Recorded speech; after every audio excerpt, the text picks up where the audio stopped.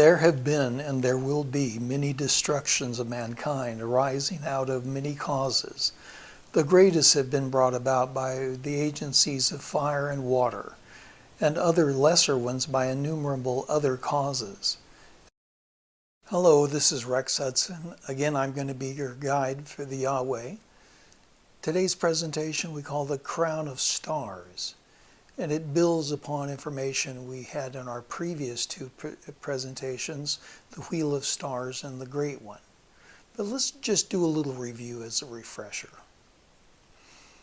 In the Wheel of Stars, we pointed out a series of alignments in the ancient zodiac.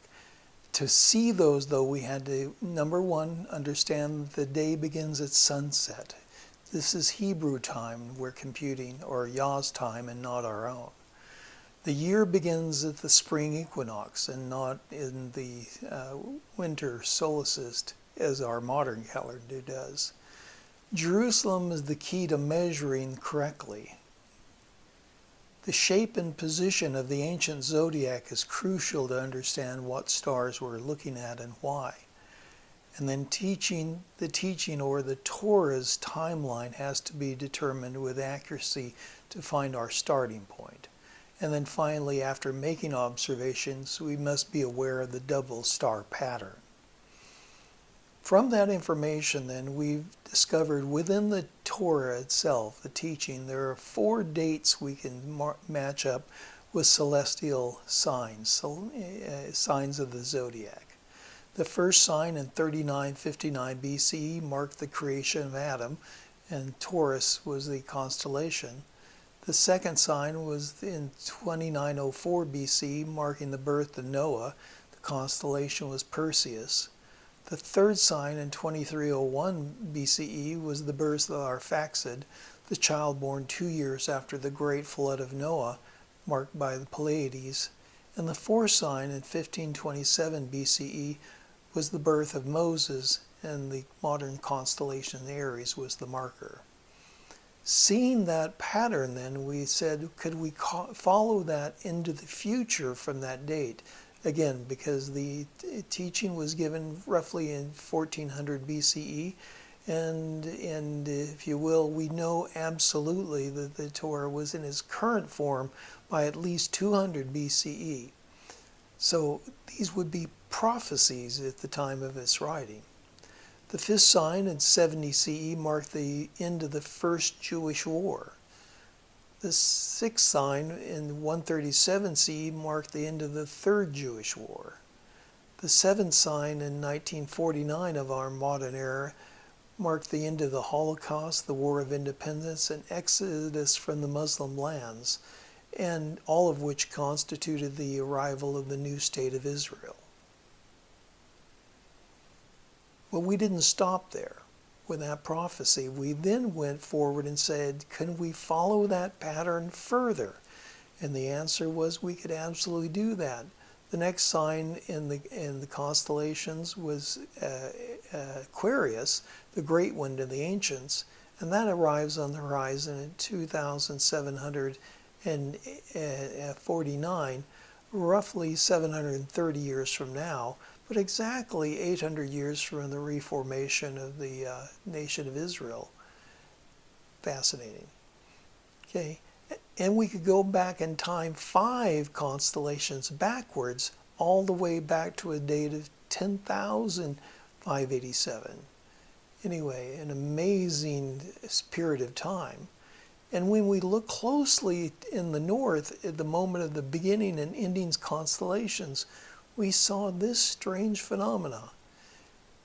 The head of the line of true north goes exactly through the head of the dragon. The dragon heads rising up at the beginning and goes exactly through the head of the dragon, with the dragon facing down at the end.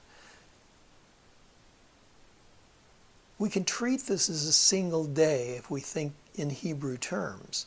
The great day begins in 10,587 BCE with the Lion of Leo as darkness is falling upon the world. Remember, the Hebrew day starts at sunset.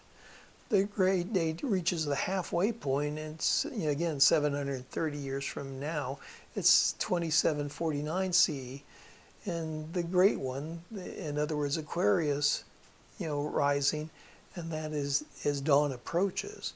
So we might be seeing a little bit of sun, twilight right now. The total count is 13,335 years. We're looking at half the circle of the precession of the equinoxes. During that time period, we've seen 13 zodiac appointments or constellations pass, one every 1,000 years. So the question I ask, are we looking at a calendar of tribulations? Now, Robert Schoch and Robert Bruval and others have speculated that the Sphinx in Egypt is actually much, much older than Pharaonic times. And I've got to admit, at this point in time, I tend to agree with them. In other words, the Sphinx is extremely old. I believe originally it was a lion, a creature with the head of a woman and the body of a lion, marking the point in which we left the age of Virgo and entered the age of Leo in that very ancient time period. But anyone who's done any reading in any topic whatsoever is aware of this phenomena. There's an event called the Younger Dryas impact event. I say impact event, that's come about in just the last few years, understanding that something very dramatic happened to the world at the end of the last ice age. And it's come to be known as the Younger Dryas. In fact, they have found layers of ash over a significant portion of the Earth. Similar, not as grand as the KT boundary that ended the reign of the dinosaurs, but still a very significant one that covered a large part of the world. It also goes along with an extinction of what's called the megafauna of the northern hemisphere. In other words, at that same moment in time, we lose the mammoths, the mastodons, the giant sloths, the woolly rhinos, and animals that preyed on them, such as the saber-toothed tiger and American cheetah, all disappear. Now, it's only been in the last few months, though, there's been a new addition to this information, and that's this crater located on the north coast of Greenland, in which archaeologists and geophysicists are suggesting might actually be the location of the impact event that caused this extinction level event. Now, this is not alone, though. There's others. You might be familiar with the Burckle crater event.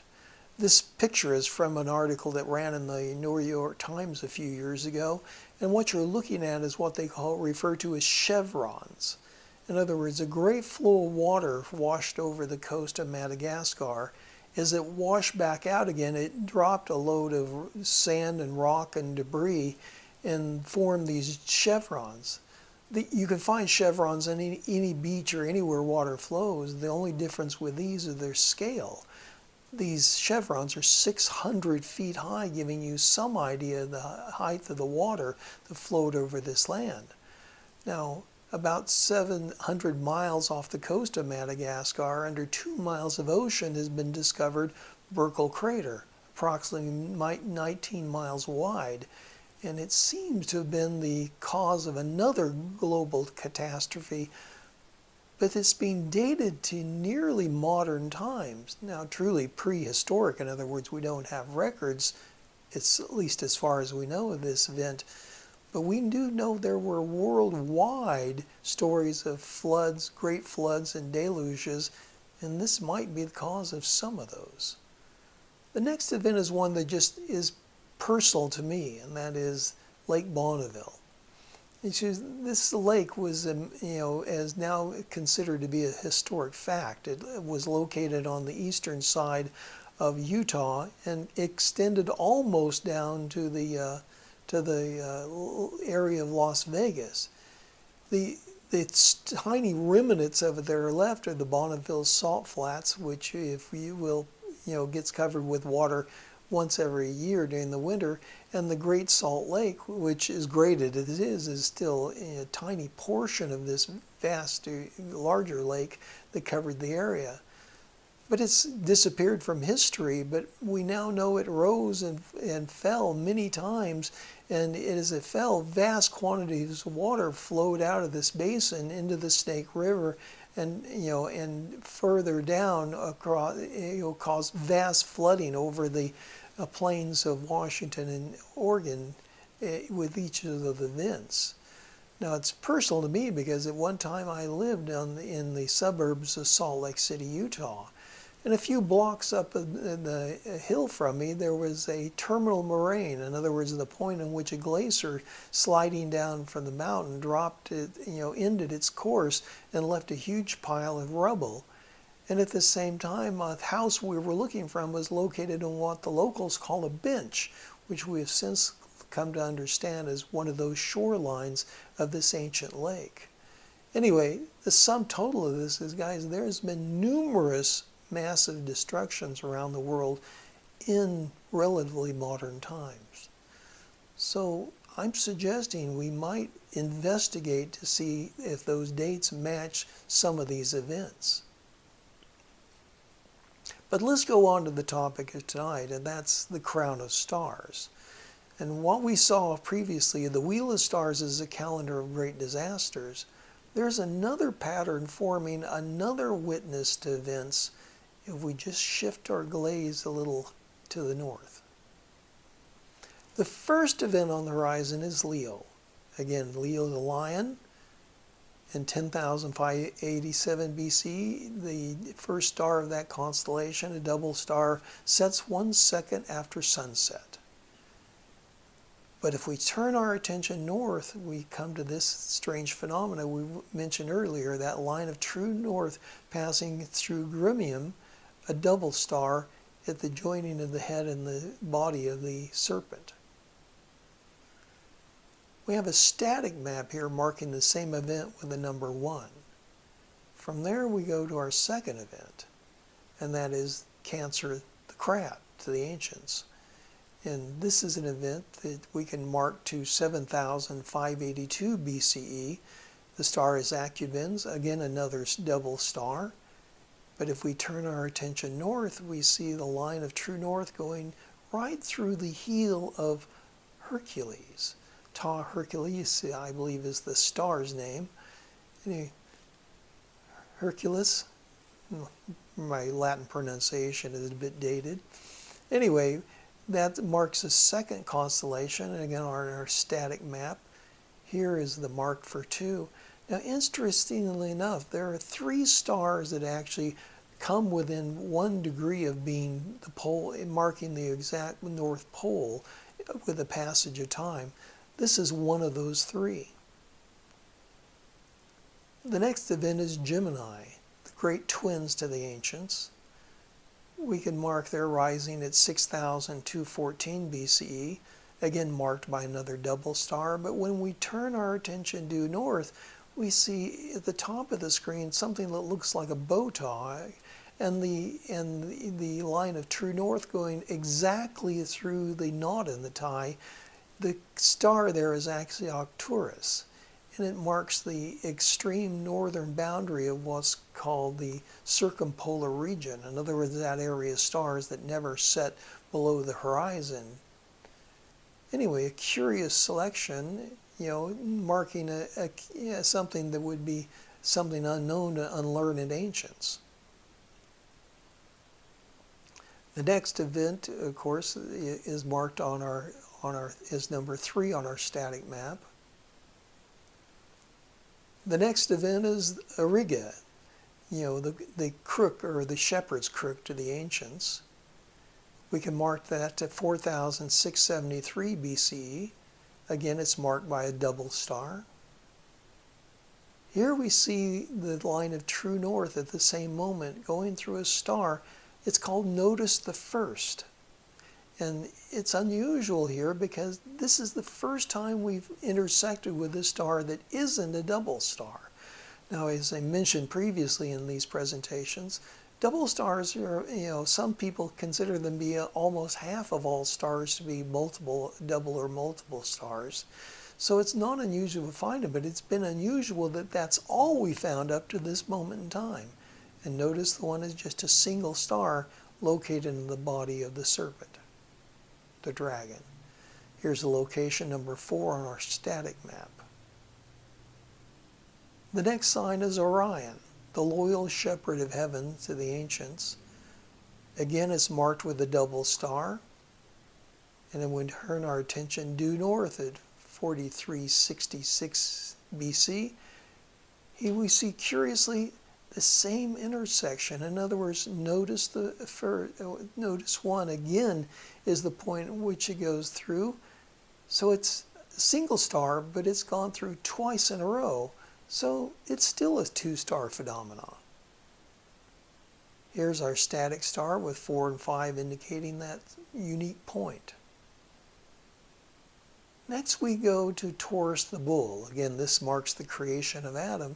But strangely, when we look at events in 3959 at the poles, we don't find any polar events that match this date. That's somewhat unusual, but let's continue on to the next sign. That's Perseus. Again, from our teaching, we know that's the birth date of Noah, the old man to the ancients. Okay? It's again marked by a double star.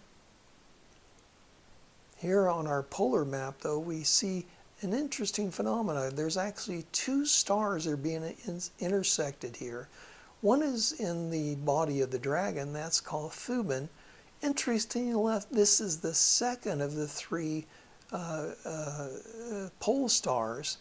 It was a pole star at this moment in time, but not later. But the second intersection, you go up to the top of the screen, there you see a structure that looks familiar. That's the Big Dipper. And Alioth is the star in the handle that true north goes through at that moment in time. Now, interestingly, these are 2 single stars, but 2 stars indicated at the same time. Curious. Here's our static map, marking number 7, those 2 alignments. Next is the Pleiades, and we know that marks the birth of Arphaxad, the child that was born 2 years after the great flood of Noah. The time frame on that we can say exactly is 2301 BCE. Again, is it marked by Atlas, a double star? Here's the view, though, of our polar region, and we see that line of true north at that moment going exactly through the star Megrez. It's at the meeting of the bucket of the dipper and the handle of the dipper. It's again a double star. Here's our static map showing that same location. I believe that's number 8. Next sign on the horizon of our zodiac is Aries the Ram, known by different names. It's sometimes referred to as the Iron Man, but it marks the birth of Moses. You all know the Moses story. We can mark that birth date to 1520 BCE. Again, is marked by a double star at that moment in time. When we turn our attention north, we move from the intersection of the handle with the bucket of the ladle. Now we're at the very front edge, bottom of the ladle and the Big Dipper. But notice at the same time we're going through exactly the same position on the Little Dipper at the same moment. Again, strangely enough, the 2 stars are Merrick and Ficad.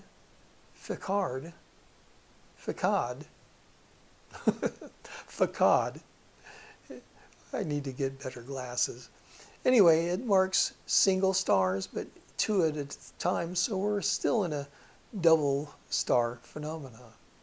If we go to our standard map, we see the indication there of the 2 positions indicated as number 9. Now we go to those 3 events that are tied together, and that's the binding cord, which marks the end of the First Jewish War in 70 CE. Again, it's marked by Alratia, a double star. Here's the view going exactly north, and we see we've moved from the front edge of the bucket of the Little Dipper to the back edge, the joining point of the handle, just as that point represented the flood. it marks another event in that 70 CE, the end of that first Jewish war. And there we see the number 10 to indicate its position. The next event happens almost simultaneously in time and historic, perspective. That's the first fish of Pisces. It indicates the third Jewish war. Now, just a reminder, the second Jewish war was actually an event called the Kitos Rebellion. It didn't occur in Israel, but it involved the Jews. And you can go back if you want to review that in the Wheel of Stars presentation. Anyway, this date we can put to 137 CE. Again, it's marked by the arrival of a double star. If we go to our northern map, you see the line goes almost through the same position on the Little Dipper as the previous one. So it's a single star, but visited twice.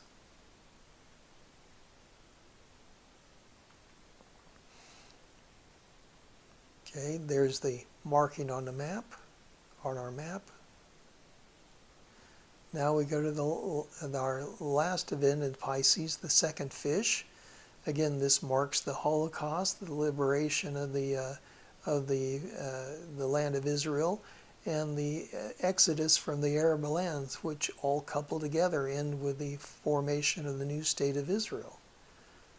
Again, that's marked by Matar, and it's a double star. Here's our static map showing it in another star in the handle of the Little Dipper. And there we marked it with number 12. The last sign in our series of course, Aquarius, the ancients knew as the Great One. We know it is Yah from our previous studies. It's the 13th position. It will occur 730 years in the future, 2749 CE. It again is marked by a double star, Deneb.